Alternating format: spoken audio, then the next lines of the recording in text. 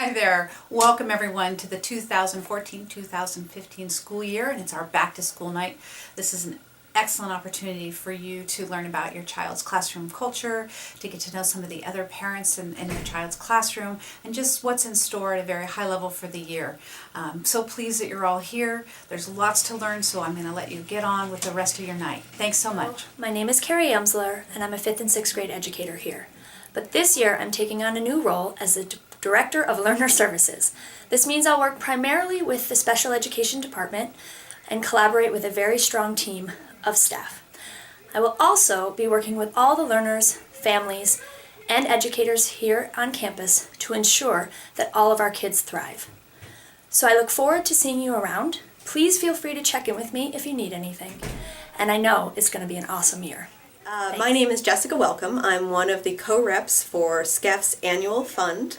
I hope as many of you as possible can join us in donating to SCCLC this year. And I hope as many of you as possible can join us at the annual gala, which will be held at the Sofitel on March 7th. Hi, my name is Tricia Lord, and I'm the fundraising chair for the SCCLC Fundraising Association, aka the FA. We are an independent 501c3 that simply raises money to support our schools, up to $100,000 per year. Every dollar we raise goes specifically to our school for educator funds, class supplies, cooking, garden maintenance, library, enrichments like the K through 2 specials and the 3 through 8 FAB, music for minors, field trip scholarships, and support for our operating budget. How are we possibly going to raise $100,000 per year? Well, we have a lot of ways. Each year we hold the Wild Wild West Chili Cook-Off, and it's going to be on October 10th, so we really hope everybody comes and joins in the fun. It's a great community building event. We simply ask for a suggested donation of $300 per learner, but whatever you can do would be great. In addition to the Chili Cook-Off, we have lots of other fundraisers that roll out through the year. We have school portraits with Maggie from Kids on Location Photography. You should have already gotten information on that. We also have curbside recycling and dining for charter. And then this year we have 2 new programs we're going to pilot. One is called Farmigo, which is a CSA that allows you to donate 10% back to the school, as well as Schoola, which turns your adorable outgrown children's clothing into money for the school. Tonight you'll also hear about the San Carlos Ed Foundation, or SCCF. We are partners in fundraising with them. The FA is at the site level, while SCCF is at the district level. If you have questions, check out the website or email me at fundraising@scclc.net, or check your family folder for the top 10 ways to donate to charter. Thanks. Howdy, folks. Howdy, folks. I'm Patricia Mettis, and I co-chair the Wild Wild West Chili Cook-Off with my partner, Lisa Lorenz. This event is on Friday, October the 10th, from 6 to 8:30 at Twin Pines Community Center in Belmont. Look for posters around campus and emails in your inbox for more information about this important event. For those that might be new to our community, we wanted to give you some details of this fun event you won't want to miss. It is the only major fundraiser our school has for the entire year. All the money we raise at the Chili Cook-Off goes directly to charter for our technology and project-based learning programs. You might ask, how exactly does the fundraiser work? There is no admission fee to come to this event, and there is no charge for the food. Each grade level is represented by a meat chili made by a chili cooking team of parents from that grade level. We also have a separate vegetarian category, and anyone can make a vegetarian chili. The vegetarian chili category is judged separately from the meat chilies, and we usually have 3 to 4 vegetarian entries. So when you add it up, we'll have about 12 different chilies, and that's a whole lot of chili. The chili is judged 2 ways, by taste and popularity. The taste judging happens the night of the Chili Cook-Off with judges from the community and last year's winner. The popularity judging is where the money is raised. The most popular chili is determined by the chili that gets the most votes, and you vote for your favorite chili with your dollars. At the end of the voting, the group with the chili that gets the most votes or dollars donated will get a root beer float party. The suggested donation is $300 per learner. Some families give less, some give more, but you should just give what works for your family's finances. Throughout the evening, there are other activities besides just eating chili. You can enjoy the homemade pumpkin and apple pies that are entered in the pie contest. We'll have hot dogs from the grill in the meadow. From our saloon, you can sip some wine or enjoy a cold beer, and for the kids, we'll be serving root beer and lemonade. To keep the kids busy and entertained, we'll have old-fashioned games in the meadow, glitter tattoos, and storytelling under the stars. In the dining hall where the chili is served, there will be cornbread and salad for everyone to enjoy along with the chili. And if you're still keeping track, that's about 12 different chilies to eat, so come hungry. But for all this to happen, we need you to participate. We need you to sign up to make the chili. We need you to vote when the voting begins. We need you to bring side dishes to serve with the chili or volunteer to work at the chili cook-off. Volunteering to do a job at the chili cook-off and working side by side with other charter community members is a great way to make new friends. And you'll earn volunteer hours too. Sign-up requests are in your email inbox, so look for them and make sure you sign up to be a part of this great event. And lastly, the Wild Wild West Chili Cook-Off is a Western theme event.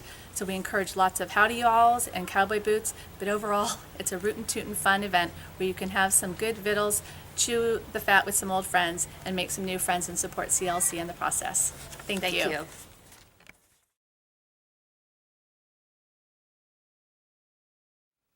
Hello, my name is Elena and I am the Spanish educator here at CLC for the grades K to 4th. And welcome to the Back to School night. I'm here to tell you a little bit about what's happening this year, what is going to happen in the 3rd and 4th classes. First of all, let me tell you a little bit about me for the families that are new at the school and they don't know me. My name is Elena Farré and I was born in Spain, in Barcelona. I grew up being bilingual, learning Catalan and Spanish, and this is one of the reasons because I really, really love languages. So I went to the University of Barcelona and I became a teacher. I had a bachelor degree in Arts of Education, and then after that I earned my master in Spanish language and literature.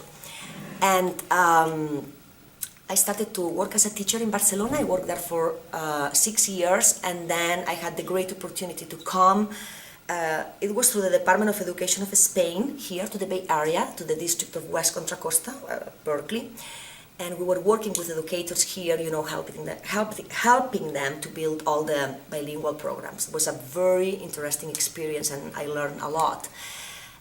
Then I moved back to Sweden because my husband is Swedish, and we lived in Stockholm for 3 years, and I worked there in the International School of Stockholm. And then we moved back to the Bay Area when my first daughter was born, and then later on I started to work here at CLC. So lots of moving. I have 2 daughters, Julia and Clara. Julia is in 6th grade, Clara is in 3rd grade, and we live in Palo Alto. And so that's it about me. Now let me tell you a little bit what we're going to do in the 3rd and 4th grader classes. First of all, I see the learners 3 times per week in periods of 40 minutes. I love all the grades, but really in 3rd and 4th you can see, you know, it's like you are collecting all the fruits that you have been, you know, all the harvest that is coming. So you will see this year how your learner starts to really writing in Spanish, reading in Spanish, writing their own stories. You are going to see this through the year, especially with the 4th graders. It will come with the 3rd graders also. So we're going to do so many different things. You know, we're going to learn about the Spanish and Latin America culture, traditions. We're going to do songs. But we are also going to work with this book, Cuéntame. We change it every year. So this is based on TPRS methodology, so mainly is the stories of this little kitty cat, you know. It's like a chapter book, but every chapter provides a lot of vocabulary, a lot of activities, and it's a great way, you know, to learn Spanish and encourage the learners to ask questions and to write stories. So this is the book that we are going to do this year. Last year we did another one called Brandon tiene un perro. Brandon quiere un perro, Brandon wants a dog, but this year we changed it because the 4th graders bored. So what else? Homework. You're going to get homework this year for the 3rd graders, just for you to know. It's going to come every 2 weeks, and it will be things that you don't need to be concerned, you know, the learners will know how to do by themselves, because it's always things that we have been doing in class, so they shouldn't have problems at all. If not, I'll help them. It's important that they do the homework. I know that they have so many things, but it's important, you know, because they will have more homework in 5th grade, so muy importante, very important. And then the other thing that I wanted to say is that I'm going to be sending regular emails every 2 weeks, you know, that I you get my emails, and then you will know what's going on in the Spanish class, what have been working. I always try to translate everything because I know that you guys don't know Spanish, so read my emails if you can, and you can help the learners at home, asking them questions or vocabulary or things that you see in my emails that you can use at home. And finally, I'm very excited for this new year, and I'm looking forward to work with your learners. Bye-bye. Hi, I'm Marty. I'm the physical education teacher for the kindergarten through 4th grade at San Carlos Charter Learning Center, and I wanted to talk to you a tiny bit about my program, or the program your children are going to be going through. A basic week for them is going to consist of 3 separate classes. They'll be doing one class that's stations, and stations are really good for working on different skills that they need to develop for PE. We'll do things like jump rope work in stations. We'll do things like ball skills in stations. We'll use the roller racers, which are a toy that kind of develop core strength. And often I can work with children individually in stations to help them learn to throw properly or something like that. Another thing that we'll usually do every week is some sort of story game where the games are made up based on a piece of children's literature, and those games help me reinforce the skills that we work on in stations, and usually have a large run-in component, so they get a lot of exercise through those.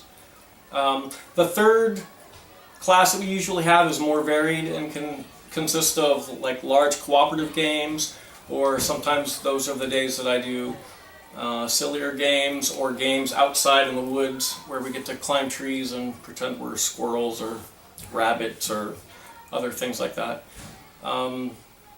The most important thing I always want to talk about at back to school night is the importance of good shoes. So here's an example of a good shoe. You'll notice it's got laces, it'll stay on. I don't mind tying shoes, I'd rather do that than apply band-aids and ice. Doesn't have to be an expensive shoe, it's just got to stay on and have some sort of traction so that the children stay safe. Some shoes we want to try to avoid are cowboy boots, because I have really poor traction for the gym floor. They're slick and then the kid goes sliding, and this one's actually pretty soft, but a lot of them are hard and they can injure other children as well as your own child. And sandals. We want to avoid sandals because often we're outside, the grass will be wet, or we're playing at the play structure which has a lot of tan bark, and if your child's wearing sandals they might wipe out or have to stop to constantly remove tan bark, and I can't let the kids play without shoes. So it's important that you send your kid to school in shoes that they can play safely in. Other than that, if you need to contact me, you can always use my email. I'll try to get back to you. I'm not known to be the most responsive, but I will work harder at that, and hopefully your child has a great year.